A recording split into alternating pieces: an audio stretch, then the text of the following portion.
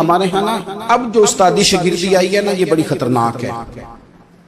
ہمارے ایک قاری صاحب تھے, ایک مدرسے میں پڑھاتے تھے, بڑا مارا کرتے تھے اور میں انہیں مذاق بھی کرتا تھا, کبھی کبھی عذرائے محبت مزاح کرتا تھا. میں ان سے کہتا تھا قاری صاحب آپ شاید مار کھا کے پڑھیں اس لیے بچوں سے بدلہ لیتے ہیں. تو کچھ دن پہلے, کچھ عرصہ پہلے ملاقات ہوئی تو میں ان کے ادارے کے قریب سے گزر رہا تھا تو میں نے ان کا نا وہ ڈیسک وغیرہ چیک کیا تو ان کے پاس نا چھوٹی علیحدہ ہوتی تھی, پائپ دو قسم کے علیحدہ ہوتے تھے, پانی والا علیحدہ اور گیس والا علیحدہ. بڑا مارتے تھے بچوں. مجھے بھی اختلاف تھا اس بات سے, میں ان کو گزارش بھی کرتا تھا. تو میں گیا تو وہ جس طرح وہ خیر استاد کمال کے تھے, انہوں نے بڑے کامیاب حافظ تیار کیے اور ویسے بھی بندہ بڑا بااصول, بڑے اچھے, بڑے نفیس. میں نے ان سے کہا کہ وہ خیر ہے چھوٹیاں چھوٹیاں کدھر گئیں آپ کی؟ کہنے لگے حضرت صاحب نہ شاگرد رہے نہ استاد رہے نہ وہ ماں باپ رہے. کہنے لگے پتہ نہیں 2-4 سالوں میں کیا ہوا ہے. تو میں نے کہا آپ کو تو کوئی منع کاری نہیں, میں نے کئی دفعہ سمجھایا تھا آپ باز نہیں آتے. کہتے تھے اب آ گیا ہوں, اس لیے کہ ایک کو چھڑی مار رہے ہوتے ہیں تو دوسرا ساتھ ویڈیو بنا رہا ہوتا ہے. پہلے طالب علم اس طرح کی توہین کا رویہ استادوں کے ساتھ نہیں کرتے تھے. وہ کہتے تھے جیسے بھی ہے فیض استاد سے لینا ہے. اب آپ ذرا گھور کے دیکھیں تو کہتے ہیں لاؤ کتابیں, جا رہا ہوں بڑے مدرسے, بڑے کالج, بڑے اسکول. میں نے اپنی زندگی میں دیکھا کہ ہمارے بڑے کہتے تھے, کبھی گھر آ کے بتاتے ہیں نا استاد جی نے مارا ہے, تو کہتے تھے کسی غلطی سے مارا ہوگا.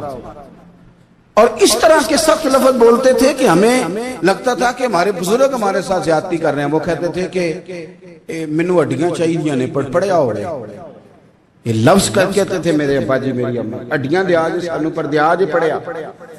اب کیا ماحول ہے, ڈر آتا ہے.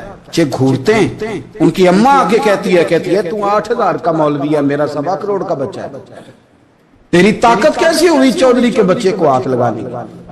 اتنی تیری جرت کہ میں نے میرے بیٹے کو ہاتھ لگایا, کروں گی نا کل بندے اکٹھے تیری کراؤں گی چھوٹی مسجد سے, تو اتنی تیری طاقت کہ تو میرے بچے کو مارے.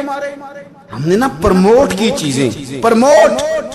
حضرت خواجہ حسن بصری رحمت اللہ علیہ فرمایا کرتے تھے ادب نہ ہو تو علم آ ہی نہیں سکتا. اس لیے کہ کتابیں رہنمائی کرتی ہیں, کتابوں کی ترجمانی تو استاد نے کرنی ہے. تو اگر آپ وہ احترام ہی نہیں ہے, وہ طبیعت ہی نہیں ہے, وہ ذوق ہی نہیں ہے, سیکھنے کا وہ خاص جذبہ ہی نہیں ہے. ہمارے صاحب رحمت اللہ علیہ فرمایا کرتے تھے بہت سارے لوگ بڑے بڑے درویشوں کے پاس جا کے خالی آتے ہیں. حضور کیوں؟ فرماتے تھے اس لیے کہ کشکول سیدھا نہیں کرتے, پیالہ سیدھا نہ ہو تو خیرات آیا نہیں کرتے, ادب نہیں کرتے, احترام نہیں کرتے, پیالہ سیدھا نہیں کرتے. پیالہ سیدھا نہ ہو تو وہ تو جو دینا وہ بھی نیچے گر جاتا ہے. احترام. ایک شخص نے نا حضرت سیدنا امیر معاویہ رضی اللہ تعالیٰ عنہ سے کہا کہ میں نے زیارت کرنی ہے حضرت امام حسین رضی اللہ تعالیٰ عنہ, مدینہ شریف جا رہا ہوں, میں نے ان کو پہلے دیکھا نہیں ہوا, تو مجھے بتائیے امام علی مقام رضی اللہ تعالیٰ عنہ کو میں کیسے پہچانوں گا؟ تو ابن عساکر دیکھیے گا حضرت امیر معاویہ رضی اللہ تعالیٰ عنہ فرمانے لگے تو مدینہ شریف جانا, ایک شخص لوگوں کے حلقے میں بیٹھ کے لوگوں کو دین پڑھا رہا ہوگا, مسجد نبی میں وہ چمکتا ہوا چہرہ لوگوں کو قرآن و سنت کی تعلیمات سے روشناس کر رہا ہوگا, اور فرمایا اس کے ارد گرد لوگ اس ادب سے بیٹھے ہوں گے کہ جیسے ان کے سروں پر پرندے بیٹھے ہوئے ہیں, ذرا حرکت کی تو پرندے اڑ جائیں گے. فرمایا جب وہ نورانیت والا ماحول تم دیکھو اور اتنے با ادب شاگردوں کے بیچ بیٹھی ہوئی ایک نورانی ہستی کو دیکھو تو سمجھ لینا وہی حسین ابن علی, وہی ہے امام علی مقام امام حسین, کہ جو اس احترام کے ساتھ لوگوں کو انہوں نے آداب سکھائے ہیں, اس طرح انہوں نے لوگوں کو سمجھایا ہے کہ ان کے شاگردوں کا یہ رنگ ہے کہ وہ تو سر نہیں ہلاتے کہ کہیں پرندہ نہ اڑ جائے. اس انداز میں جب لوگ, مجھے بات یاد آ گئی, امام احمد بن حنبل رحمت اللہ علیہ بہت بڑے محدث تھے, تو مجھے پتہ ہے اگر آپ مجھ سے پوچھیں گے نا اس دور میں فقہ سب سے بہترین کس کو آتی ہے تو میں آپ کو بتا سکتا ہوں, کیونکہ میرا شعبہ ہے نا. آپ پوچھیں گے صرف ناو کا استاد کون اچھا ہے تو میں بتا دوں گا کہ کہاں پہ ہے، کون ہے، میرا شعبہ ہے۔ اسی طرح سے میڈیکل کے شعبے سے وابستہ لوگوں سے آپ پوچھیں گے کہ ہارٹ کا ڈاکٹر کون سا اچھا ہے تو بتا دیں گے۔ پوچھیں گے بھئی میں نے ایک ناک کان گلے کے ڈاکٹر کے پاس جانا ہے، تو جس کا جو شعبہ ہے اسے پتا ہوتا ہے۔ مدرسے کے بچوں کو بھی پتا ہوتا ہے کہ کون سا آدمی کہاں بہترین پڑھانے والا ہے۔ ایک بزرگ تھے شاہ بقی الدین ابن مخلد، وہ کہتے ہیں مجھے پتا چلا کہ اس دور میں نبی کریم علیہ السلام کی حدیث جو سب سے بہترین پڑھاتے ہیں وہ امام احمد بن حنبل ہیں۔ ان کو حضور کی حدیث سے جو خاص شغف ہے وہ کسی اور کو نہیں۔ کہتے ہیں میرے دل میں لو لگ گئی، حالانکہ میں امیر گھرانے سے تھا۔ میں کشتی میں بیٹھا امام احمد بن حنبل کے پاس آنے کے لیے، رشتے میں طوفان آ گیا، کشتی اچکولے کھانے لگی، کسی طریقے سے ایک جزیرے کے ساتھ جا کے کشتی لگی، ٹوٹ گئی، بکھر گئی، میں جزیرے پہ اتر گیا، اور بھی کئی لوگ تھے۔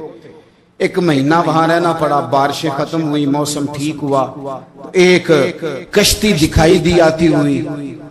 فرماتے ہیں کہ وہ اس کشتی میں بیٹھا، دوبارہ بغداد کیا، مجھے سفر طے کرتے 2.5 مہینے گزر گئے، وہ جزیرے پہ مہینہ پتے کھا کے بھی گزارا کرنا پڑا۔ نکلا تھا علم حاصل کرنے، جب بغداد شریف پہنچا لوگوں سے پوچھا امام احمد بن حنبل کا مدرسہ کہاں؟ انہوں نے کہا وہ مدرسہ تو بند ہو گیا ہے، وقت کا بادشاہ مخالف ہو گیا، مسجد مدرسہ سیل کر دیا۔ امام صاحب کہاں ہیں؟ کہا گھر کے اندر قید ہیں۔ ان کے گھر کو سب جیل بنا دیا، چاروں جانب پولیس کھڑی ہے، اور ویسے بھی بغداد میں کرفیو، ہر چوک چوراہے میں پولیس والے کھڑے۔ شاہ بقی الدین کہتے ہیں اتنا کچھ سننے کے باوجود بھی میرا جذبہ ٹھنڈا نہیں ہوا۔ وہ مہینے میں سفر کی صحبتیں، گو سنا تھا کہ آستانہ یار دور ہے، پر ہم نے بھی ٹھان لی تھی کہ جانا۔ گو سنا تھا کہ آستانہ یار دور ہے، پر ہم نے یہ ٹھان لی تھی کہ جانا ضرور ہے۔ کہتے پہنچ گئے، اب پتا چلا کہ کرفیو ہے، سڑکوں پہ پولیس کھڑی ہے، گلیوں میں چوکوں چوراہوں میں پہرے ہیں، امام صاحب تک تو جا کوئی نہیں سکتا۔ کہتے میں نے ایک شخص کی منت کی، میں نے کہا کسی طریقے گاڑی بتا، کہنے لگا میں اشارہ بھی نہیں کر سکتا، سخت حالات وہ کوئی طریقہ۔ میں نے جب زیادہ تڑپ کے کہا کہ وہ شخص کہنے لگا میں ان کے گھر کے قریب تجھے لے جاؤں گا اور گزرتے وقت صرف آنکھ کا اشارہ کروں گا۔ کہتے میں نے کہا یہ بھی ٹھیک ہے۔ ان کے گھر کے تیری تلاش میں پھرے نا ہم جنگل پہاڑ اور دشت میں، ان کے دروازے کے قریب اس نے اشارہ کیا۔ شاہ بقی الدین کہتے ہیں کہ میں گھر دے کے آ گیا واپس۔ اب میں سوچنے لگا کہ کیسے امام صاحب تک پہنچنا ہے، بڑی تجویزیں سوچیں، بڑی تجویزیں، کام والا بن جاؤں، پھیری لگانے لگ جاؤں۔ پھر سوچا کہ اگر میں کچھ بیچوں گا ریڑھی پہ رکھ کے تو کوئی خریدنے نکلے گا، کوئی نہیں نکلے گا، کس طرح کروں، کیا کروں، بڑی سوچیں۔ بالآخر میں نے طے کیا، اللہ اکبر، میں نے نہ کپڑے پھاڑ لیے، امامہ اتار دیا۔ فرماتے ہیں کہ ایک پیالہ مٹی کا خرید کے گلے میں رسی سے باندھ لیا، اور امام احمد بن حنبل کی 3 گلیوں پیچھے میں نے دروازہ دروازہ صدا لگانی شروع کی، فقیر ہوں، اللہ کے نام پہ لینے آیا ہوں۔ کہتے ہیں ایک ایک دینار مانگتے مانگتے مانگتے مانگتے آزم یار منون دی خاطر اساں کی پیش بٹائے۔ کہتے ہیں مانگتے مانگتے نا میں امام احمد بن حنبل کے دروازے تک آیا۔ امیر گھر کا بچہ تھا، بڑے پیسے جیب میں ہوتے تھے۔ امام کے دروازے پہ صدا لگائی، کوئی ہے اللہ کے نام پہ دینے والا؟ کہتے ہیں وہ نور بھرا دروازہ کھلا، ایک گورے مکھڑے والا، سفید داڑھی والا، سونے امامے والا، چمکدار آنکھیں، نورانی شباہت۔ کہتے امام احمد بن حنبل باہر آئے، اور جیسے ایک دینار میرے پیالے میں ڈالنے لگے تو میں نے ہاتھ چوم کے کہا سونیا تیرے قربان جاؤں، میں دینار لینے نہیں آیا، محمد عربی کی حدیثیں سننے آیا۔ کہتے امام کی بھی آنکھیں کھل گئی، کہنے لگے اس حال میں آزم یار مناؤن دی خاطر سانکی کی پیس بٹائے۔ کہا حضور کیا کرتا، یہی ایک طریقہ رہ گیا تھا، میں تو کہاں سے چلا ہوں، کہاں پہنچا ہوں، کیا کروں؟ امام صاحب فرمانے لگے پھر میں بھی بڑے دنوں سے پریشان تھا، کوئی سیکھنے والا نہیں ملا، تم مل گیا۔ کہنے لگا حضور میں روز آ جاؤں فقیر بن کے، آپ جتنا چاہیں 2 4 5 منٹ میں مجھے حدیثیں سنا دیں، میں اگلے دن یاد کر آیا کروں۔ کہتے 2 سال لگ گئے۔ شاگرد کہاں ملیں گے ایسے, کہاں مرید ملیں گے. گزر گیا دور. کہتے ہیں کہ میں نہ ہر روز فقیر بن کے جاتا, 3 گلیاں پیچھے مانگنا شروع کرتا, کوئی شک نہ کرے. 2 سال دروازے پہ جاتا, آگے پیالہ کرتا, امام 1 دینار ڈالتے اور مصطفیٰ کی حدیثیں سناتے. کہتے ہیں حالات بدل گئے. 2 سال کے بعد حکومت بدل گئی, امام کا مدرسہ بحال ہو گیا, رش ہو گیا. بادشاہ بڑا عقیدت مند تھا, جو نیا آیا اس نے بڑا کر کے ادارہ بنا کے دیا. جس دن میں گیا تو رش لگا ہوا تھا. کہتے ہیں حالات بدلے تو ہم نے بھی کپڑے بدلے, ہم نے بھی دوبارہ سے دستار باندھی. اور کہتے ہیں بڑے لوگ بیٹھے ہوئے تھے, میں جب داخل ہوا نا تو امام اٹھ کے کھڑے ہوئے. آپ فرمانے لگے پتر ادھر آ, تو آگے آ کے بیٹھ. لوگ دین سیکھنے آتے ہیں, تو فقیر بن کے مانگنے آیا تھا. اور میں بھی باقیوں کو پڑھایا کرتا تھا, تجھے میں دیا کرتا تھا. اور اب باقی پڑھا کریں گے, تجھے دیا جائے گا.